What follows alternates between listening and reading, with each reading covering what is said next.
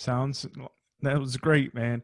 So up to the NFL process for you, how rewarding was it to win a Super Bowl going undrafted with the Green Bay Packers? That process was just it was so memorable.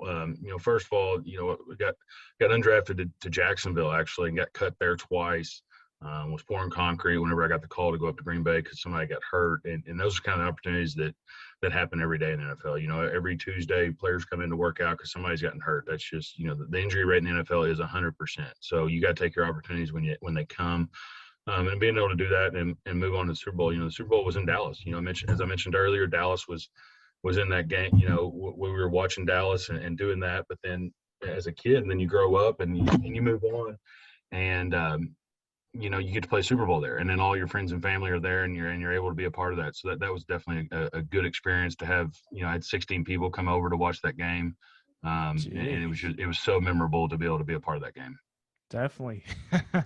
So that process for that team, how was the team bonding on that squad?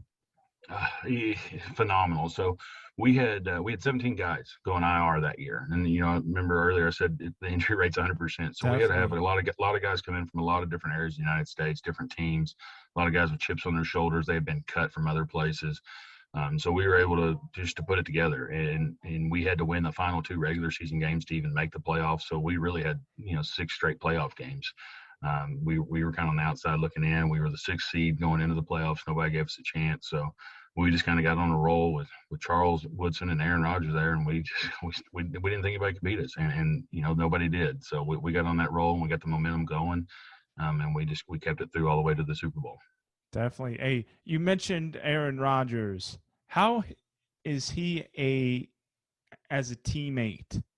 There's a lot of sources or media outlets saying that he's a bad teammate, but how in that locker room is he? He was a phenomenal teammate. I mean, Aaron was at my wedding. So we were close and have been close for a long time, really since my first year. And so we've just got that relationship going. He used to travel down to Arkansas with me. He's a humble guy. He still has a chip on his shoulder from his draft process and his recruiting process of, only getting one Division I scholarship offer coming out of high school. I mean, a lot of people still don't even relate to that. And so he keeps that chip on his shoulder, and it's what drives him.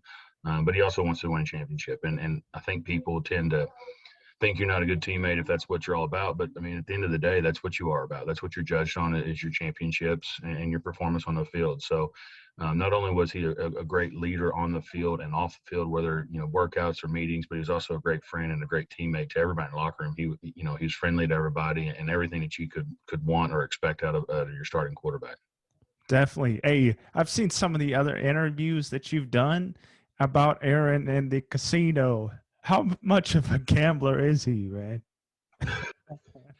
Everybody likes to, you like to just kind of cut it loose a little bit and just take your mind off of things. And I think that's the point of those, is that we were able to just go out and get away from the game and get, but you're still bonding. And that's the most important thing when you get teams together and groups of men together is that bonding aspect that you build that trust among somebody that, you're going to trust your buddy and your teammate when nobody's looking, what they're doing, the right things. And that was the same way with Aaron. We had so much fun going to the casino and doing everything in between.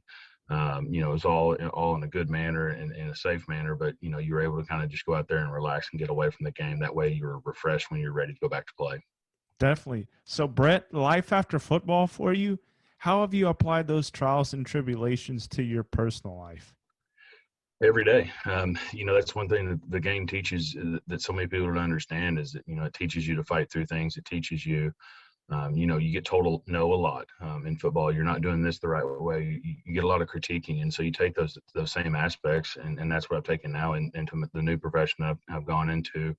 That same drive, you have a drive to want to be great. And you realize, in the NFL at my position, there was only one of 32 32 positions in all the world.